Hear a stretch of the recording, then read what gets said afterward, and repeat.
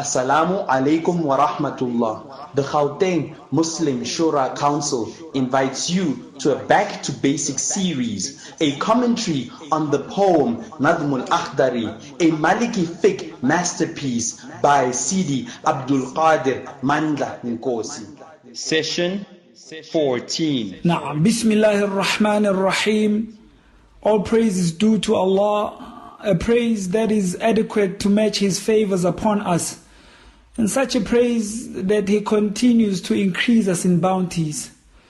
And O Allah, send blessings and greetings of peace in every affair, outwardly and inwardly, upon He from whom manifest secrets and gushes forth splendid light, our Prophet and our beloved Muhammad, the best of the righteous servants, and upon His chosen family, His companions and their followers, and those who follow them, including us.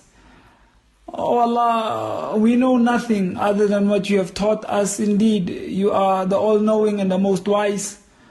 O Allah, grant us in-depth understanding of Deen, and teach us the Quran, and grant us wisdom, and benefit us with what You have taught us, and only teach us what will benefit us.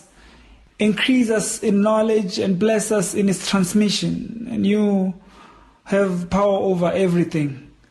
Now, after rectifying what we believe in and getting rid of some of the blameworthy traits such as jealousy, backbiting, and such, in other words, purifying our inward, we went on to learn how to purify ourselves outwardly, wudu, ghusl and tayammum. And today we begin the chapter on salah, and that is prayer. It is the final but lengthy chapter in the poem.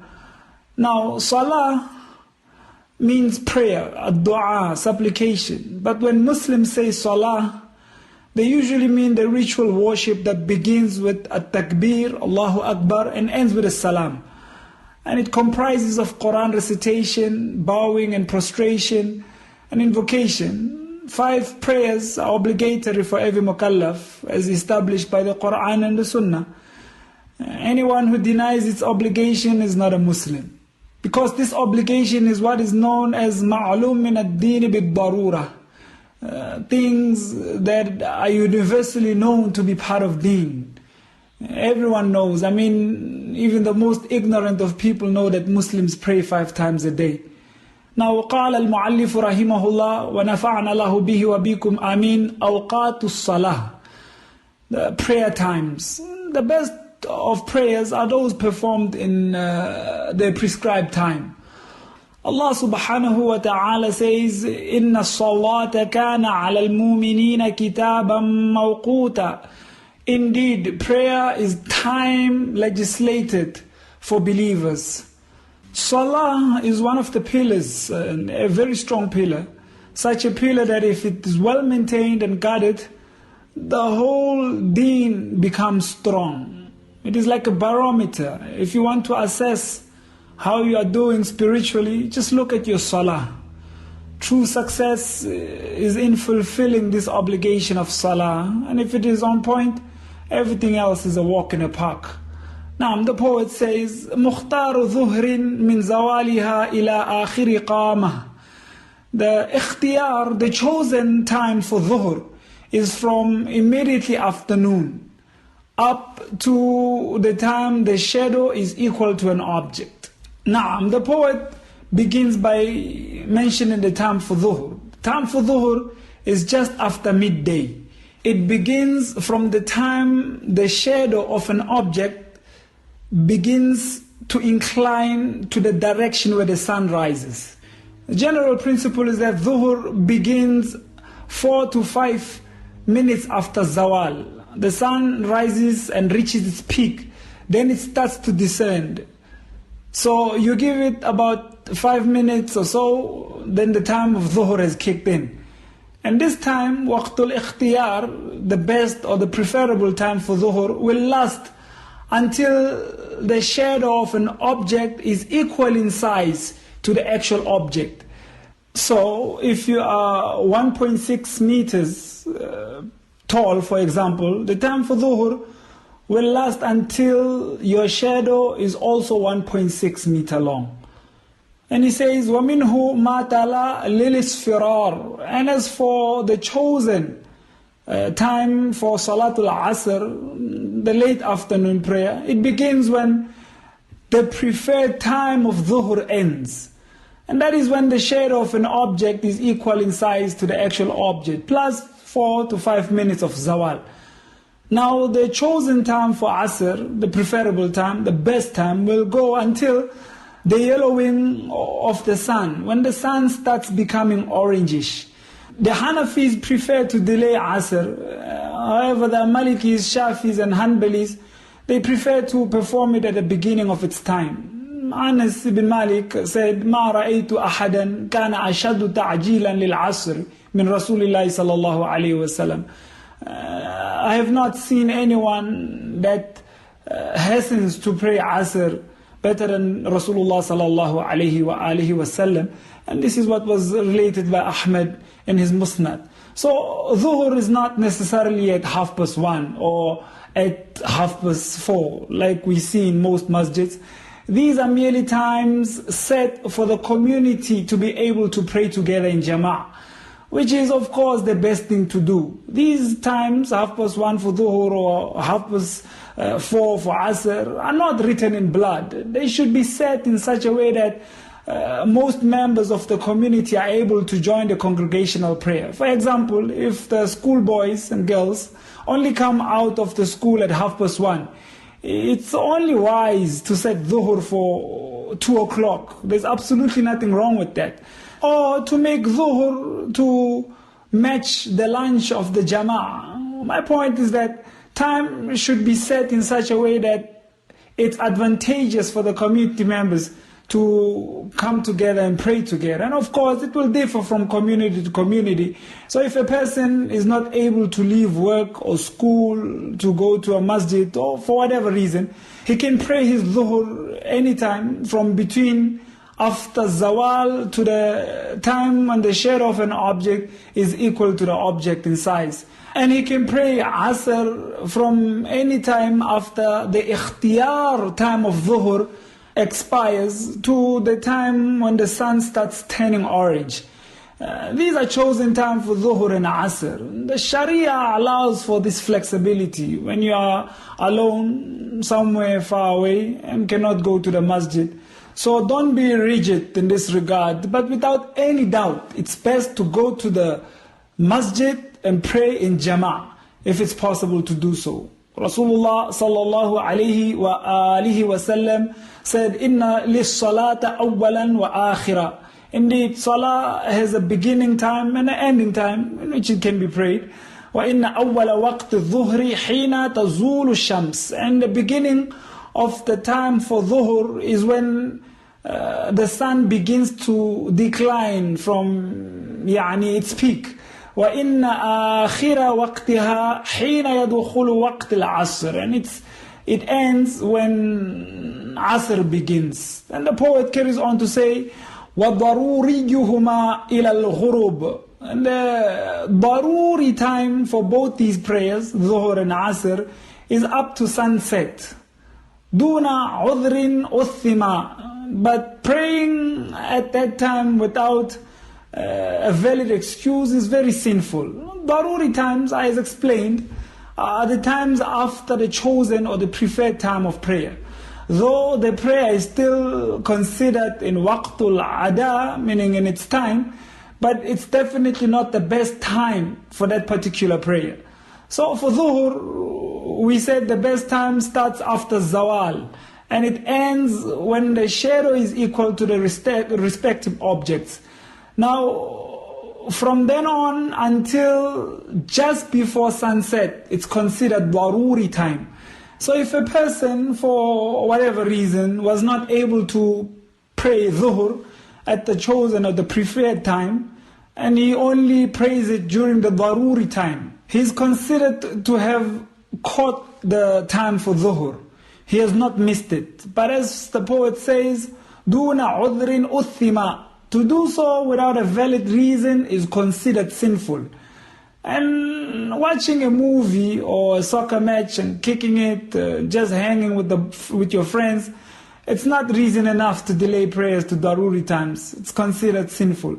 وقدر ما يسع فعل المغرب بعد شروطها وشأنها حبي. What is estimated to be enough time to prepare for Maghrib after all its conditions and affairs are met satisfactory, that is time for Maghrib. Now, Salatul Maghrib, the after sunset prayer, begins immediately after the sun has completely set.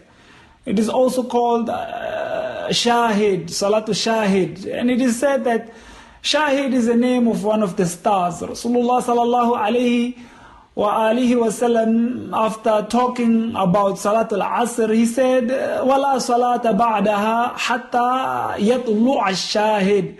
There's no prayer after it, يعني Asr. There's no prayer after Asr until the appearance of the visibility of Shahid.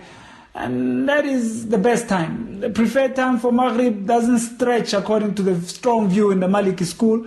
So the preferred time for Maghrib is only the time it takes to prepare for it and to perform it. And the other madhahib stretch the time for Maghrib to the disappearance of the twilight. So with us, the time for Maghrib is very short. And some masjids perform Maghrib so early, you can sometimes mistake it for Asr. Please just make sure that the sun has fully set. And the poet says, وَلِلْعِشَاءِ مِن مَغِيبِ الشَّفَقِ لِلثُّلُثِ وَالضَّرُورِ لِلْفَجْرِ بَقِي. As for Isha, it is from the vanishing of the twilight to the first third of the night. And its daruri time is up to the break of dawn. Now, Salatul Isha is the night prayer. Its chosen time begins from immediately after Maghrib, after the vanishing or the disappearance of the shafaq, the twilight. And that is when it's completely dark. And it stretches to the first third of the night. So any time between those two times, you have caught the best time for Isha. وَالضَّرُورِ لِلْفَجْرِ بَاقِي. And the daruri time for both Maghrib and Isha extends until, or it ends at the break of dawn. And the Shaykh says, وَلَيْسَ لِلصُّبْحِ مِنَ الْمُخْتَارِ. And as for Salatul Subh, it doesn't have any specific preferred time. إِلَّا مِنَ الصَّادِقِ لِلْإِسْفَارِ. Other than that, it is from the true dawn, true Fajr. Subh is the obligatory morning prayer. The prayer that is commonly known as Fajr. With us, it's known as Subh. And Fajr is the name of the 2 rakats before the Fard, the obligatory prayer. So, Waqtul Ikhtiyar, preferable time for Salatul Subh, begins at the break of dawn, the true Fajr. And the first appearance of light in the east where the sun rises, that is the beginning of Subh.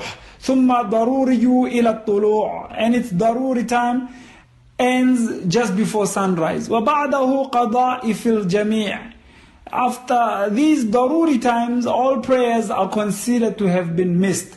So praying any prayer after even the daruri time has expired is a very, very sinful thing to do. And the person is considered to have missed salah, and what a great loss. Now, that means if a person performs dhuhr or asr after the sun has set, that is a qada. He's actually paying his qoloto. Or a person who performs maghrib or isha after the break of dawn, likewise, it's a qada.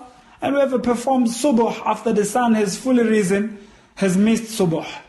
These are the 5 obligatory prayers, their names and their times. And the best thing to do with any prayer is to perform it at the beginning of its time. But as we have said, for the benefit of the community, some wisdom needs to be applied regarding whether to make the prayer earlier or to delay it a bit to cater for most of the community members. And another important thing worth mentioning is that you do not pray any prayer while in doubt as to whether its time has entered or not. You have to be sure that the prayer has entered, not because some organization has issued a calendar with prayer times. It's important that people go out and verify the time for prayer. Look at the position of the sun and and pray according to that. These calendars are merely there to give you an idea. They're not there to bind you or anything of that sort. Now, بيان حكم تأخير الصلاة عن الوقت. The ruling about delaying prayer. The poet says, وَمُرْجِئُ الصَّلَاةِ لِلضَّرُورِ. Delaying salah to the daruri time, أَعْظِمْ بِذَنْبِهِ, is a great sin. سِوَى الْمَعْذُورِ بِنَوْمٍ أَوْ نِسِي. Except if one's justification or excuse is sleep or forgetfulness. Regarding sleep, this excuse is only acceptable if a person slept before the time of prayer entered. Not someone who decided to sleep during the prayer time, hoping to wake up before time has run out. This is nothing but a foolish risk. Now, when the poet says, وَلَا تَنَفُّلَ بَعْدَ الصَّلَاةِ الصُّبْحِ لِلْقُرْهِ. One does not perform optional prayers after subh. It is disliked. After subh, the obligatory morning prayer, it is disliked to perform any other prayer. إِلَى مُرْتَفِعِ الشَّمْسِ, until the sun has fully risen. Then you can knock yourself out. وَبَعْدَ الْعَصْرِ لِلْمَغْرِبِ صَلِّي. Now, and the same applies after Asr until he prays Maghrib. Meaning there are no prayers between Asr and Maghrib. وَبَعْدَ الْفَجْرِ وَاسْتَثْنِي وِرْدَ نَائِمْ وَوَدَعَهُ. And the break of dawn, it is disliked to perform any prayer except the Fajr, the 2 rakats before the obligatory prayer, which is Subh. Except for a person who missed his wird, customary acts, like a person who prays tahajjud every night, for example, but due to sleep, he missed it. So this person can quickly perform it after a break of dawn. من بعد تسليم خطيب الجمعة. And it is disliked for a person to begin a nafil or optional prayer as soon as the khatib of Jummah, Friday congregational prayer, steps on the mimbar. And we are referring to the actual khutbah of Jummah. But during this pre-talk, a person may perform optional prayers. There's no karaha in that. وَبَعْدَهَا, likewise after Jum'ah.